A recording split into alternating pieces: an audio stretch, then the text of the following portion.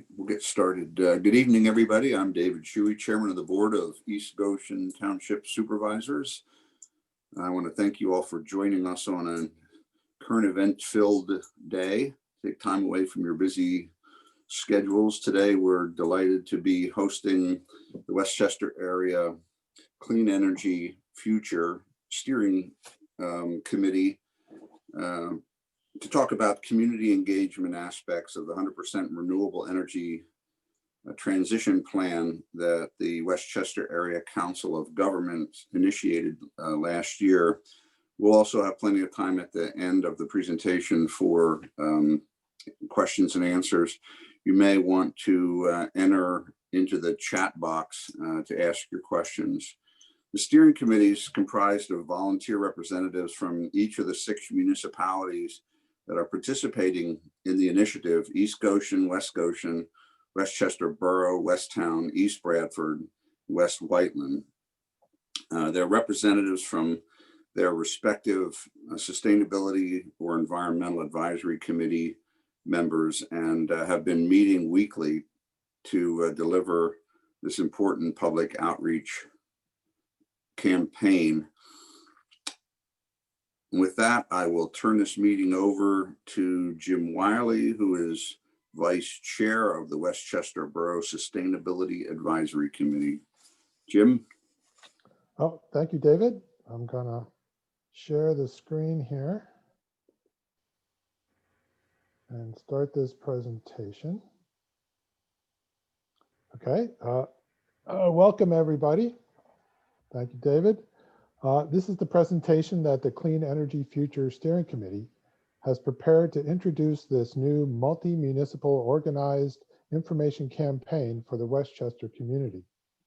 The steering committee is made up of volunteer reps from each of these 6 municipalities. Their logos are on the screen there. Let me just introduce each of the members and speakers you'll be hearing from tonight. Please say hello so your face pops up on our screen. Christy Supple from East Goshen Township, SAC. Hello. And Christy, Brian Hutchinson, also from East Goshen. Good evening, everyone. Henry Alexander from West Goshen, SAC. Hello. Melanie Vile from West Goshen, SAC. She's on mute. She'll figure it out. Good evening, everyone. Ed McConnell's from East Bradford. He's supposedly driving in his car. Hello, Ed. Paula Klein from Westtown Township, which is just forming their EAC, and I think they're actually having a supervisors meeting tonight to make that formal. Rob Hall is from West Whiteland Public Services Committee, and Caroline O'Connor, also from West Whiteland. Caroline? Good evening, everybody. All right. So look for this brightly colored logo and branding in your township communications in the coming weeks, months, and for years ahead. With the title of Westchester Area Clean Energy Future and a mission of achieving clean, reliable, renewable, and affordable energy in the Westchester area. This is a long-term project that hopes to engage with all stakeholders in our community. Let me pause to make something really clear. What this campaign is not about. It is not about advising and lobbying our elected officials to make new policy or spend taxpayer money on programs. The Cadmus study that was completed and accepted by the Council of Governments about a year ago has a long list of recommendations for municipal action. Those are all on the table for our elected officials to consider this year. This program is the community-facing aspect, focusing on community engagement, listening, and information sharing. The goals of the Clean Energy Future campaign are the same as the goals set forth by the Cadmus study, to transition to 100% renewable energy sources by 2050, to emphasize energy efficiency as the place to start this transition, and to make sure that the process is open and inclusive, making this a real community project through the use of education, collaboration, and oversight by the Council of Governments at every phase. I'm just going to stop the share for a minute to share with you guys a really cool video that you'll be seeing.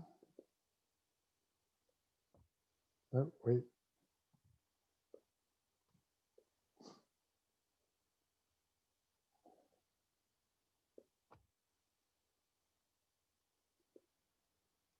All right, here we go. This is just 1 minute.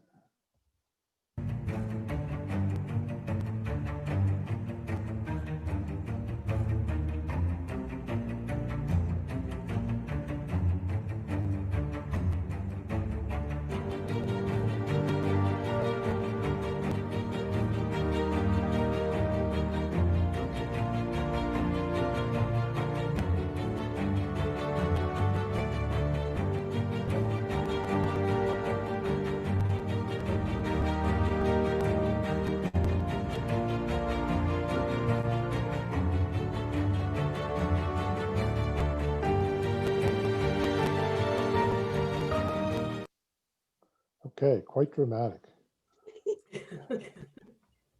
Um,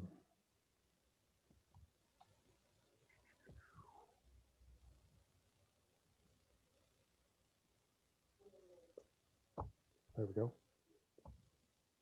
Okay, next up is Melanie.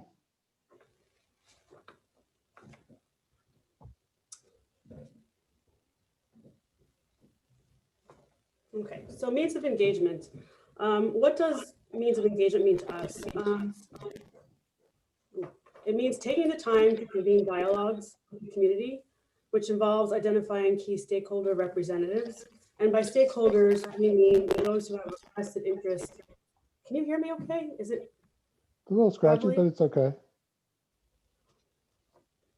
By stakeholders, we mean those who have a vested interest in a company and can either affect or be affected by a business's operations and performance.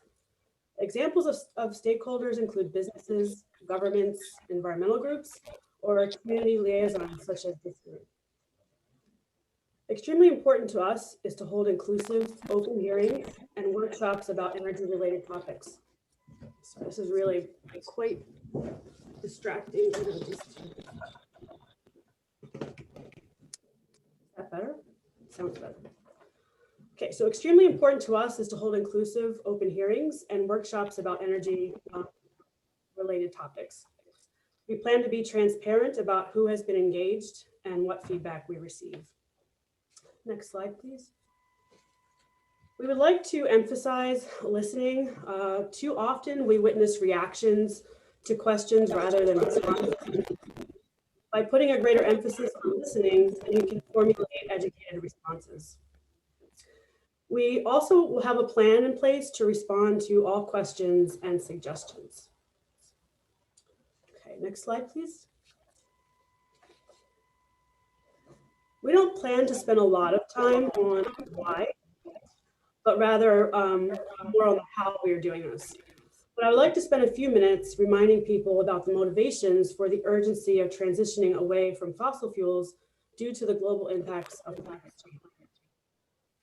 We have seen increased frequency and severity of wildfires in Australia, but also close to home in California, with the worst wildfire season on record. We've had 30 record-breaking storms, 12 of which hit the US. And now we would like to have a poll. So this is poll number 1. And the question is, what is the biggest contributor to greenhouse gas emissions in Pennsylvania?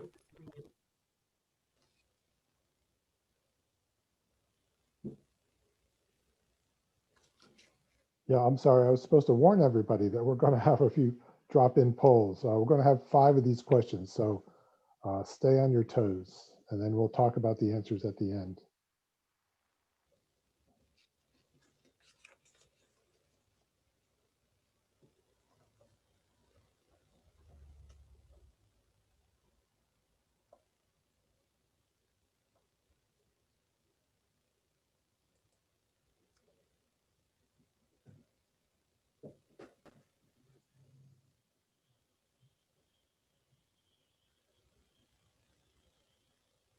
Okay, next slide, please.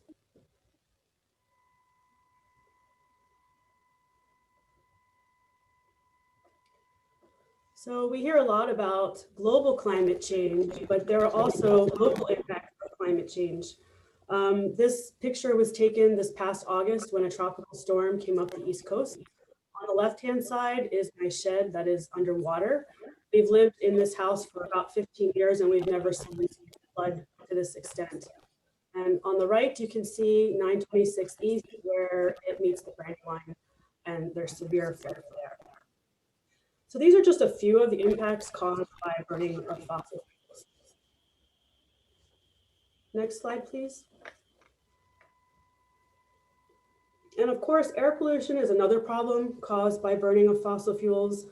The nation as a whole has not done very well, but don't despair. Many states and Chester County in Pennsylvania is making great strides to promote clean air. Investing in solar, wind, and geothermal and other renewables will inevitably create jobs in the energy sector. In many countries and in some states in the United States, these jobs have already surpassed fossil fuel related industry. When I teach my students in environmental science, I like to tell them that there's this myth out there that you can't have economic growth and environmental health. And the two actually really can go hand in hand. And this is a perfect example of that. So with that, we are going to have our second poll. So poll number 2. And what is the biggest, the American Lung Association has given Chester County a grade of F for ozone. What is the biggest source of ozone in our area?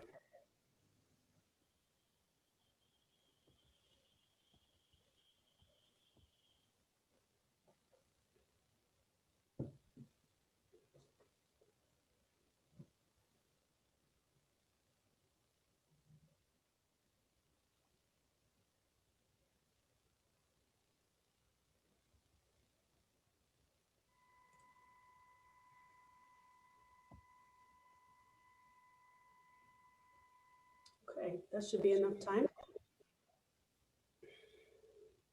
Tailpipes is the winner.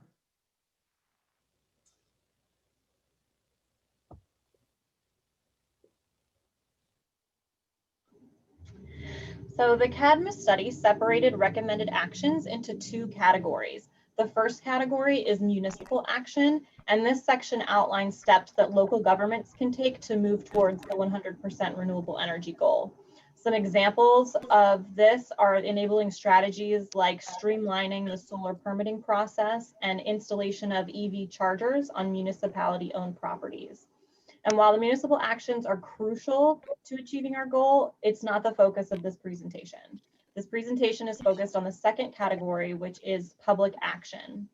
And public involvement is equally as important as the municipal action. The Westchester Area Clean Energy Future is focused on the community engagement aspect of this process to encourage the public to get out and get involved in the action. So this slide shows some examples of the enabling policies and special projects that your municipalities have done to encourage the smart energy choices and to lead by example. All of the Clean Energy Future participating municipalities have formed or are in the process of forming special committees like an Environmental Advisory Council, a Sustainability Advisory Committee, or a Public Services Commission that are all dedicated to seeing our energy goals come to fruition. And we just want everyone here to know that your local government is standing strong behind the transition to clean renewable energy.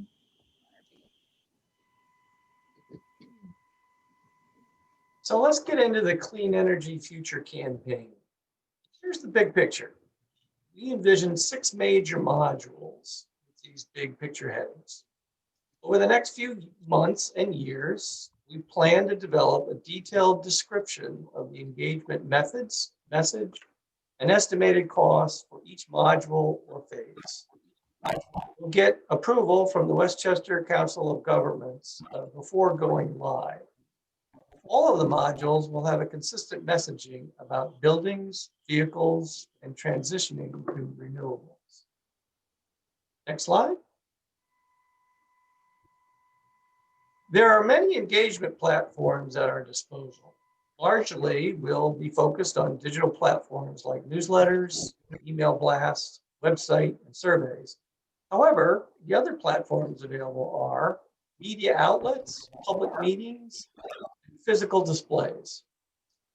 The education and outreach campaigns targeted to the various sectors will be facilitated through various engagement platforms.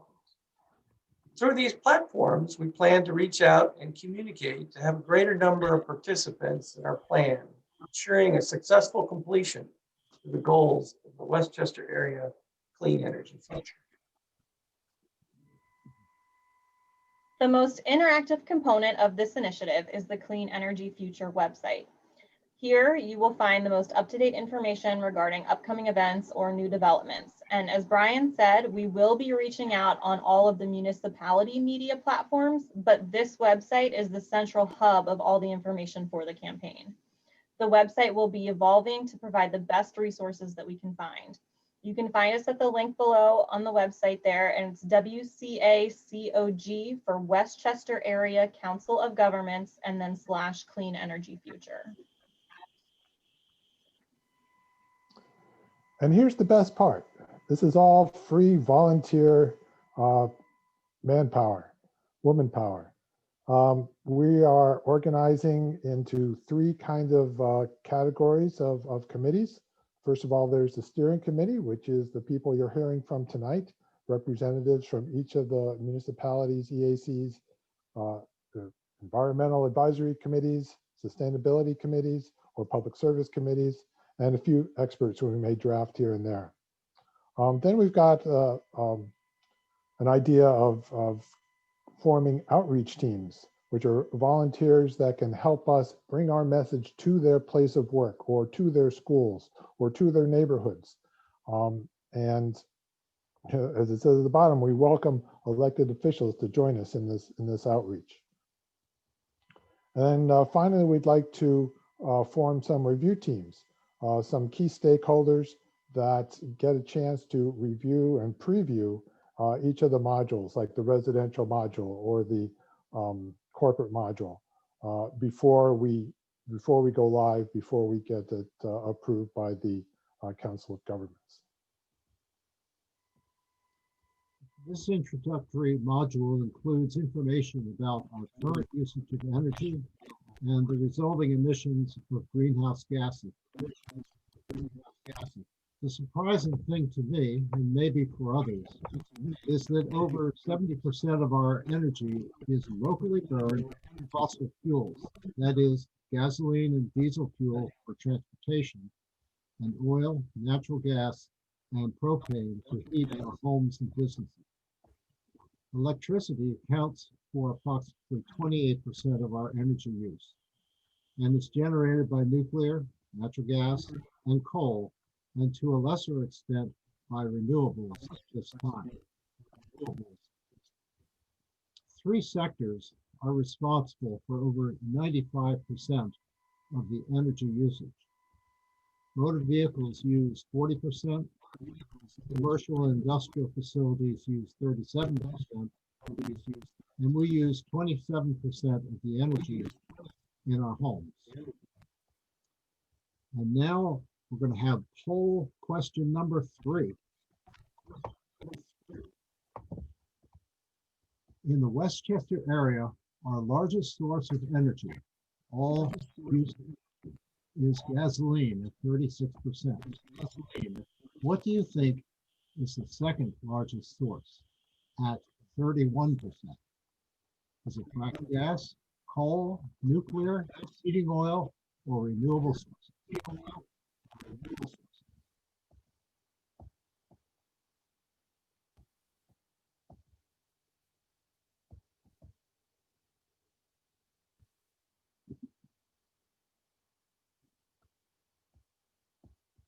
Henry, you were supposed to bring the Jeopardy theme song with us.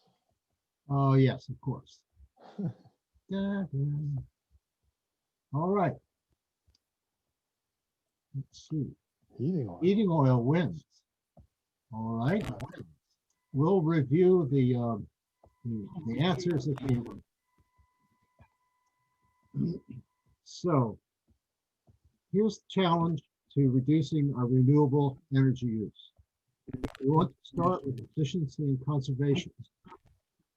Our top scientists estimate that we can reduce our energy demand by 24%, both in commercial and residential buildings. Of course, that doesn't happen all at once. It can happen gradually over a 30-year period, from 2020 to 2050.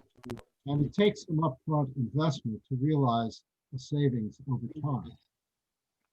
But assuming we do that, we will be looking at an annual community-wide savings in the Westchester area of more than $41 million a year.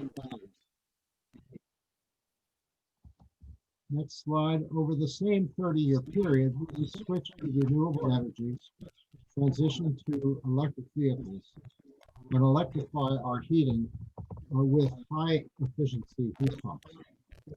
The transition of our 38,000 homes in the Westchester area would start slowly, and then over a 30-year period, we average 1,300 homes switching to renewable electricity every year, and 1,000 homes switching to electric heat per year.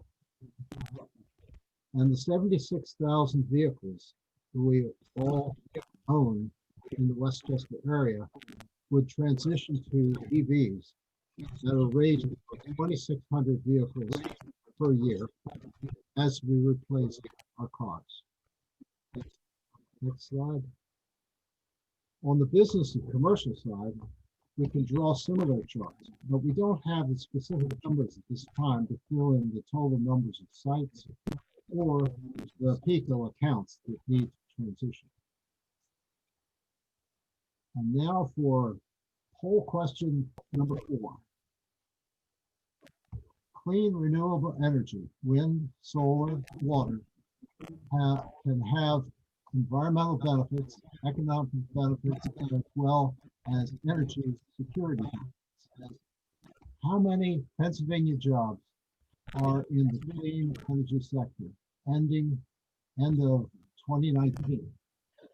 For your information, there are 46,000 fossil fuel related jobs. 93,000, 50,000, 10,000.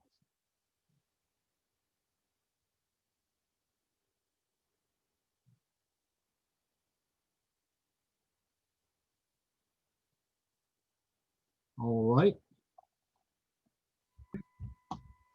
Now back to the messenger. Slide. Before we go.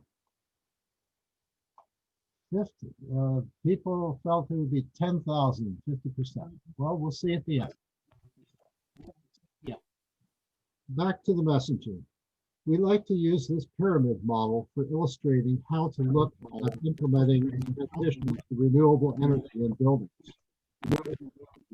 It starts by setting goals, then looking for ways to reduce energy demand with things like building energy performance and lighting improvements. Then electrification of things that burn fossil fuels locally. Then we look at the best ways to transition to renewables, either by producing electricity locally through solar or purchasing from renewable sources on the grid. Next slide. Okay, Henry, I just want to interrupt. Christie's asked me to remind people to put their questions in the Q&A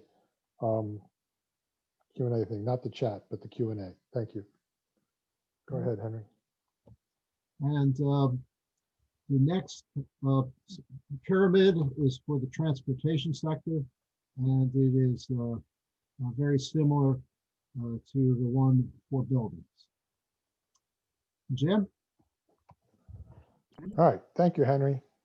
So there are several programs that we can leverage or emulate today. PICO has several programs for residential and business customers, including free or nearly free home energy assessments and incentives for highly efficient appliances. The U.S. Department of Energy has Energy Star, Better Buildings, and workplace charging challenges that we can either promote as a whole or adapt for use in the Westchester area. The Cool Congregations Challenge is a program intended to inform and inspire nonprofit institutions to reduce their carbon footprints.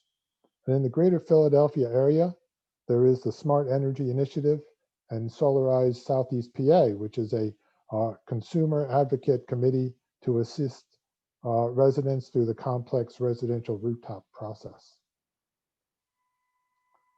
Oh, that didn't build like I wanted it to. Here's the overall toolbox we have to pull from. We'll be populating our website with useful info like case studies, building energy reduction challenges, getting help and guidance for doing community dialogues, and more.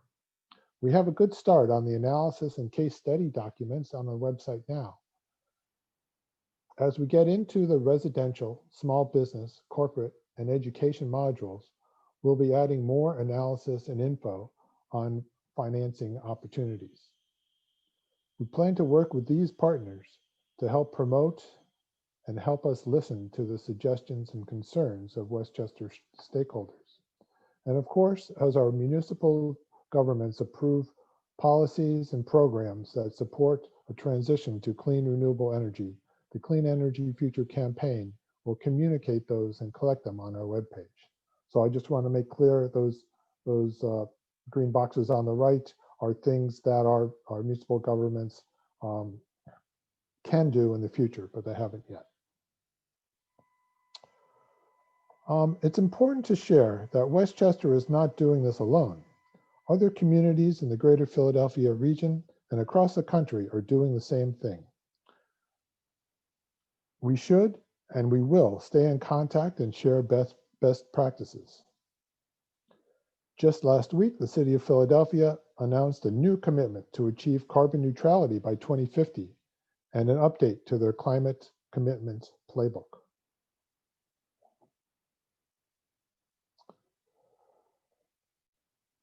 So let's ramp back to the poll questions, and I'll remind people that if you have questions, please drop them in the Q&A box. Oh, I'm sorry. There's one more question. Do you plan to take significant steps to reduce your energy consumption, electrify your car or home appliance, or transition to clean renewable energy sources in 2021? This is an easy one. Everybody should be able to get this quickly.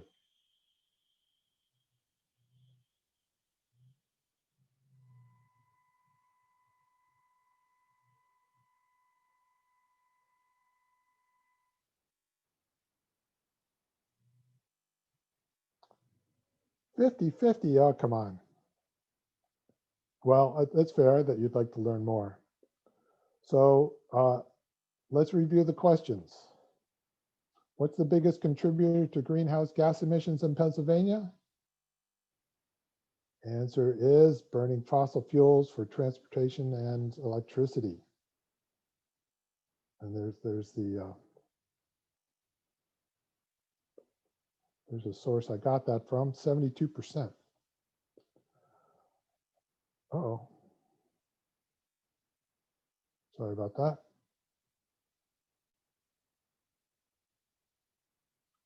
Dropped out of present mode. What's the biggest source of ozone in our area? Tailpipes from the Union of Concerned Scientists. I don't think that was the biggest one in the survey. And what do you think is the second largest source of energy after gasoline? Fracked gas at 31%, collected by the Cadmus report. And how many Pennsylvania jobs are in the clean energy sector? This is going to shock you. 93,000, twice as many as in fossil fuel job sector, according to Kia. And then, do you plan to take action this year? The answer is yes, absolutely. All right, so what's next? We're going to, what's next? We're going to have a call for volunteers to help us do this work, either on a module review team or as ambassadors to your workplace, neighborhood, dormitory, carpool, school group, faith or community center. And we'll be rolling out the 4-sector modules over the next several months and years. Up next is the residential module, which we hope to have out in the spring, which includes homeowners, renters, landlords, housing developers, low-income housing centers, commuters, and vehicle owners in general. So now we'd like to hear your comments and concerns. I'll let you guys jot down this. Oh, if you did want to volunteer with us, go to this site and click on the contact us link, and you can put your information in there. Christy, do you have some questions? We sure do. We have some great questions. So people that are considering buying an electric vehicle or a hybrid want to know where there are currently some charging stations in the Westchester area.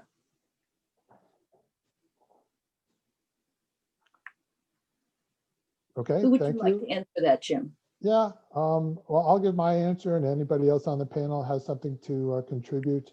I happen to know there are about 20 public charging stations in the greater Westchester area. I started to put together a map image of those, but I didn't get it complete yet. It'll be up on our website soon. You can go to plugshare.com and see. It's an interactive map. Type in your zip code and see what's there. Unfortunately, they don't keep everything up to the very latest. Like I don't see the charging stations from the new charging stations at the Giant on the west side of Westchester, and so some other garages. So we'll try to augment that Plugshare. Anybody else? You're muted, Henry. West Goshen Township has 2 sites, one at the Township Park with 2 spots, and one at the Township Building with 2 spots. West Whiteland Township just premiered their EV charger in the parking lot of the Municipal Building at 101 Commerce Drive, which is right next to Main Street at Exton. So there are 2 plugs there as well.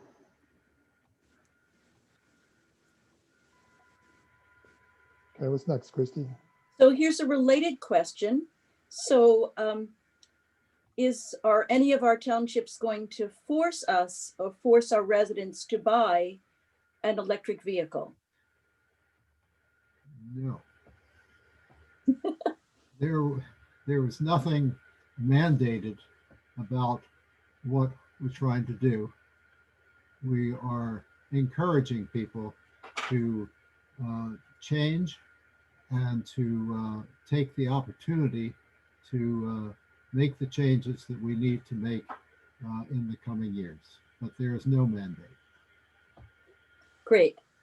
So Margie is asking, even though we talked about this committee's job is not to legislate or promote legislation, but Margie is asking a good question. Have the municipalities considered anti-idling ordinances?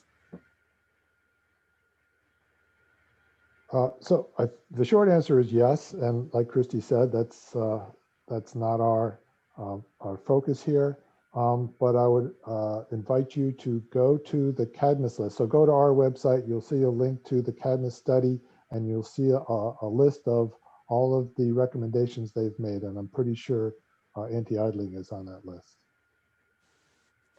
Great. So we have several questions from Greg. Let me ask this one first. What about rescinding neighborhood restrictions on hanging laundry?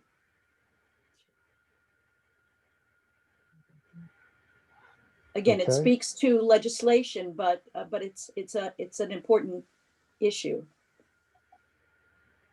I think a neighborhood restriction on hanging laundry might be more specific to a homeowners association than municipal legislation. Did that person happen to mention if they're in an HOA? They did not. Okay. He didn't. I guess the best place to check would be for them to go call their local township and ask the code enforcement if there is a law or regulation that prevents people from doing it. Where you can go online and look for it. So here's a question. I don't see the person's first name, but they're asking, do we foresee any incentives for shifting to renewable energy in the future? And Jim, I know some have been expiring, but can you address what you're aware of that may be coming with the new administration? Well, the short answer is we'll have to wait and see. I did hear that the federal tax credit for solar, rooftop solar, had been extended. It was supposed to be 30%, then 26%, then 22%. It's supposed to be 22% this year, but it's sticking at 26% for 2021. So that's good news. This new Congress and Senate and White House could enhance that. We'll have to see. Same with Pennsylvania. Pennsylvania has always had a spotty subsidy program where they put money in at the beginning of the year and then it's first come, first serve. And you never know, they could put more money in from year to year. So sorry, I can't help you more than that. Maybe somebody else knows. But could we also address the fact that because the solar panels are so much more efficient, that that they last a lot longer, that there isn't quite as much need for a 30% or even higher discount because they're so much more efficient? Absolutely. Hardware prices have come way down in the last 10 years. And we need to work together to reduce the soft costs. The soft costs are installation costs, permitting costs, and waiting for PICO to give approvals. And that ends up being money as well. So we definitely want to put together advocate groups to help us navigate that thing. And that'll bring, if it's easier to do, the costs will come down. Great. So there's a few more questions specifically about solar. One, they're not identifying themselves by name, but here's one question. Will this committee or program be assisting homeowners who would like to convert to solar power, maybe through grants or helping them find resources to make conversion easier? Well, there's a whole program, Solarize, to assist people in the southeastern Pennsylvania area. And we can get that information to you as to the groups that are assisting in buying, helping homeowners purchase, and to determine good contractors to do the work. I think maybe the broader answer also is, Henry, that this is the introduction module. We're just kind of touching the framework of what we're going to be doing. That's specific to the residential module, and we'll be rolling that out with a whole bunch of information on that level of stuff, hopefully in the spring. So Kelly and Tim are asking if we are aware of the Philadelphia Energy Co-op that serves Southeast PA and that we can purchase renewable electricity from them directly. I've never heard of them. Have you, Brian? I'm associated with the Energy Co-op. I am their part-time accountant. So I'm not going to sit here and promote a specific company, but I would encourage everyone. It's all part of the reduce and electrify. I mean, before you look to do solar panels, I have a 5K system on my house, but I've been purchasing renewable electricity from the Energy Co-op. But there are plenty of other organizations and companies that you can shop for on the PUC's site.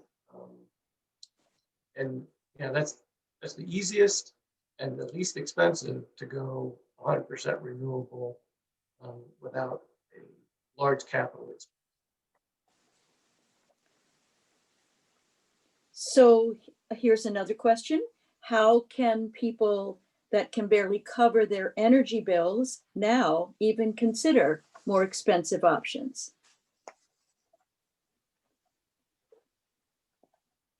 I can address that briefly. One of the issues with reducing your energy demand by having energy and doing the remedial work, I'm an accountant, so look at the return on your investment for doing the work to tighten your house, to air seal, to insulate. The return on your investment is a very good return. Actually recoup your costs in 2 to 3 years, maybe even three or 4 years. And you're looking to lower your energy costs. Doing that, and if you're in your home for 20 or 30 years, think about the fact that you're going to be lowering your energy costs over that period of time, and it'll only take you a couple of years to pay for that. So I'll just Wonderful. emphasize that we do not want people that can't afford any energy premiums to spend their money on renewable energy premiums at this time. We'll be doing all kinds of research and to give people advice and options about, as Brian said, how to reduce their energy bills. Absolutely, step one. How to electrify and use high efficiency stuff, step two. And then consider renewable energy that might be at a premium. Great. So we have another question from Greg. Why not stop single container recycling that we now use, which allows more to be recycled, but a lot less to be reused?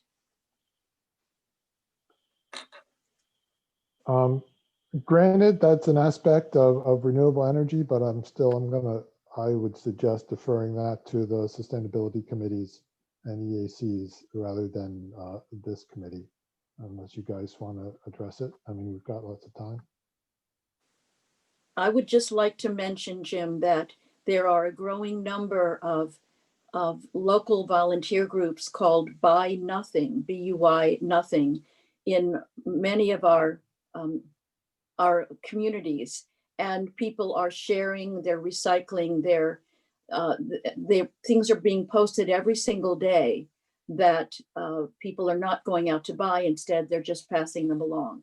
So there's furniture, there's clothing, there's children's toys, there's everything on these sites.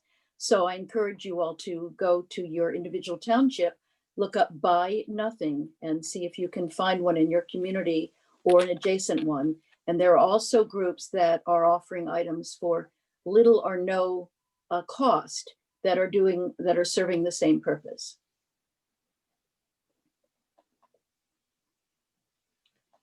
All right, so Jim, do you or does someone want to address the nuclear power question? I would like to address that. Nuclear power from the existing power plants will bridge to the point where we have renewable electricity, and that's one issue. But a new nuclear plant will take a very long time to bring up online, and like 10 years, 12 years. And we need to move on renewable energy at this time. Also, nuclear carries along with it a great deal of energy use in the mining and the construction of the plants. And there is the waste issue that you need to consider that has never been adequately resolved to this time. So we're not looking to nuclear. If things turn around in some miraculous manner, fine. But what we need to do at this time is to concentrate on the renewable solar and wind. Anything to add, Jim? No, but just that, as Henry said, our objective is to increase the demand for renewables, and be ready to fill that void when the nuclear plants expire. All right. So when will this committee's residential module be ready? It'll be somewhere in the spring of this year. I think the spring COG meeting is March 18th. So hopefully we can have our ducks in a row to get approval at that meeting and go live on the 19th. Here, here. Great. So can you just explain again how people can find the Cadmus report, particularly if they have questions about recommendations for new regulations or legislation on even the very local level, since that's not our committee's particular purview?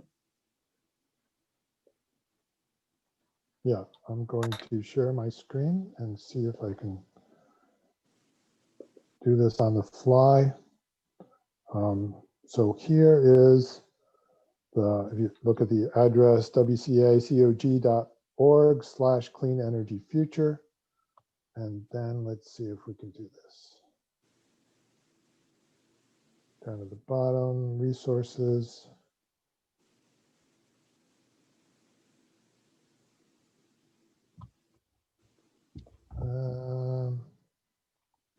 No, I should have done,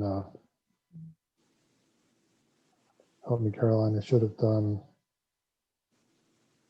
municipal leadership. Sorry, no, Jim, the Cadmus study should be the first one on the. There we go. All right, so there's the web page for the Cadmus project. And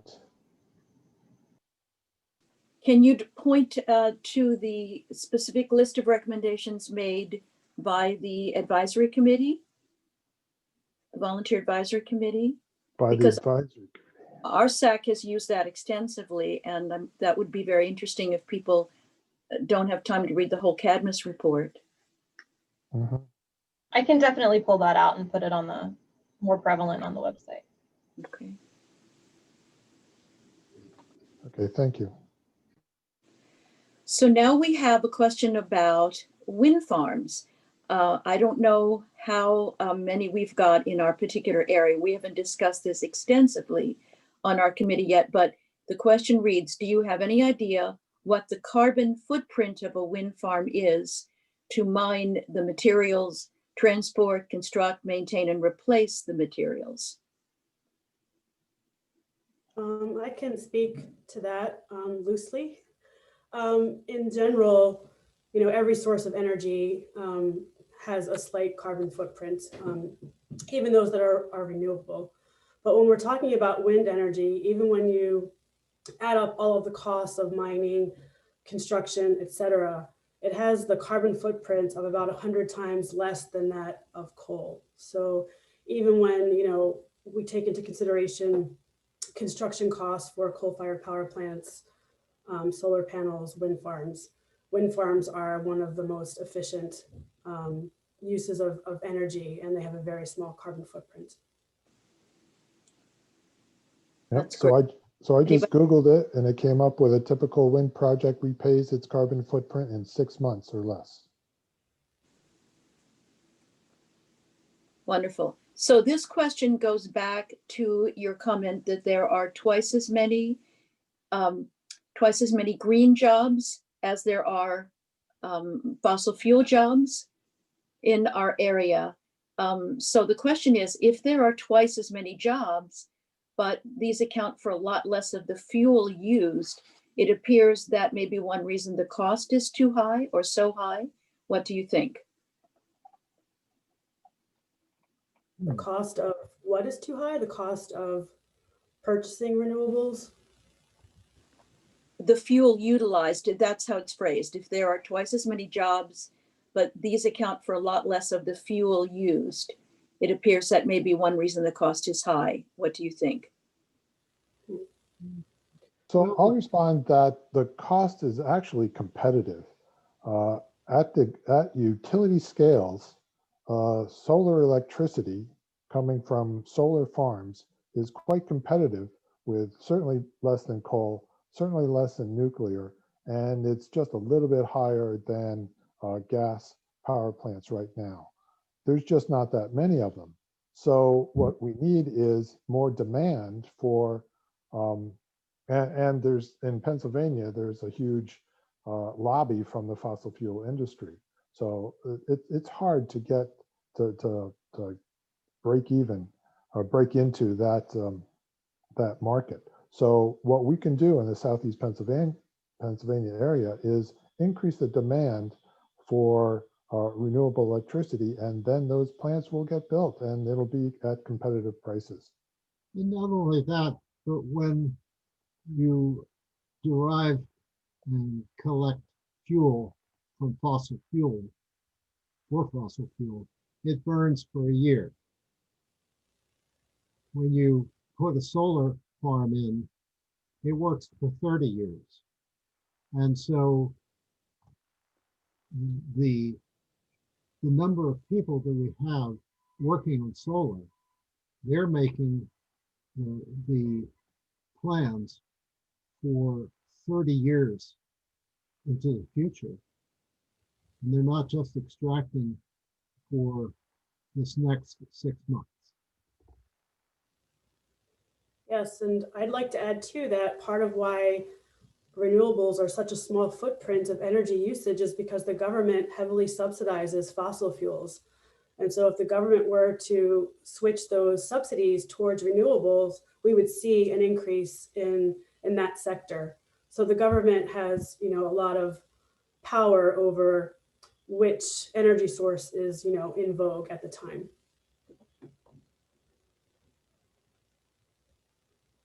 So here's a question from someone in East Bradford.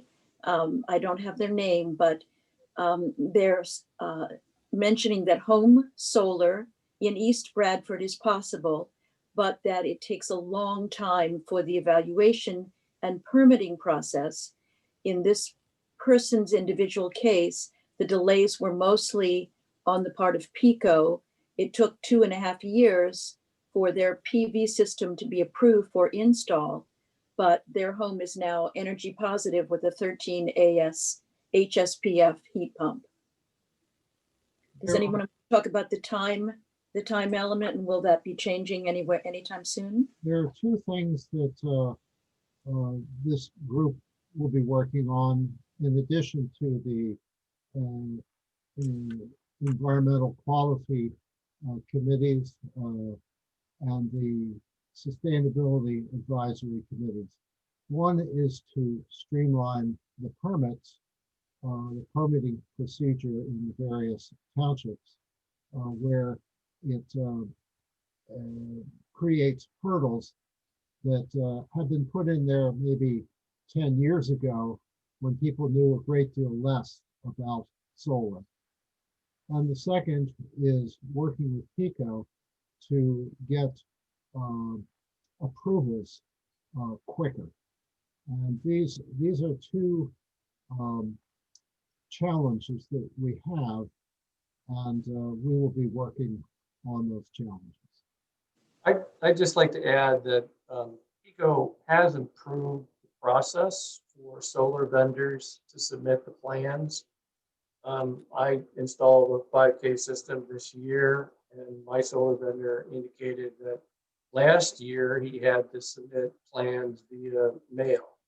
Now, PECO has an electronic portal where vendors can upload their applications and documents that they need to provide to PECO. So that has improved some of the timing.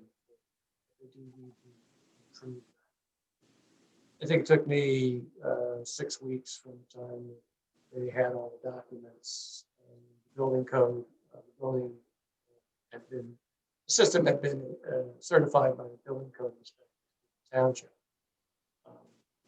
And to me, it was a 5-minute process to have PECO come out and switch the meter. So to me, to take 3 weeks to do that. Yeah, it could be.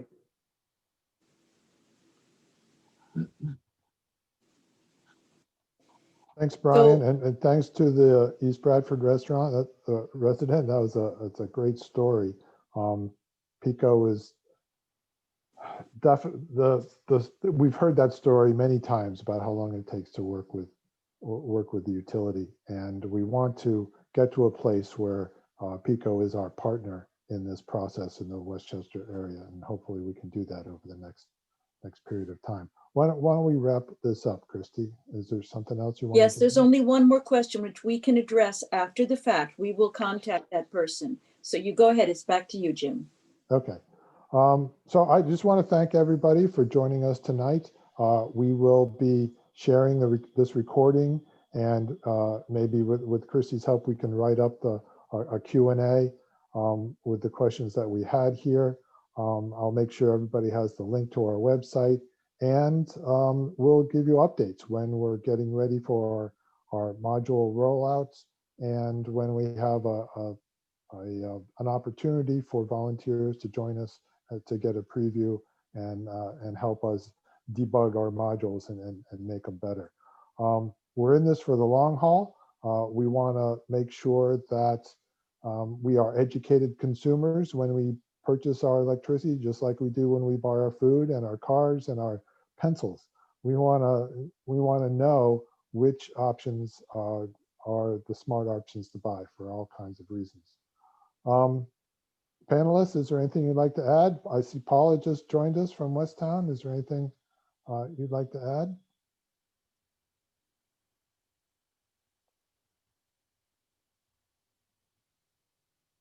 I can't hear you, Paula, although I see you've gone off mute. Okay, I think that's it. Thank you, East Goshen Township, for hosting us, and look for us coming to a webinar near you in the spring. Very good. Thank you. Good night. Thanks, Thank you. everyone. Right.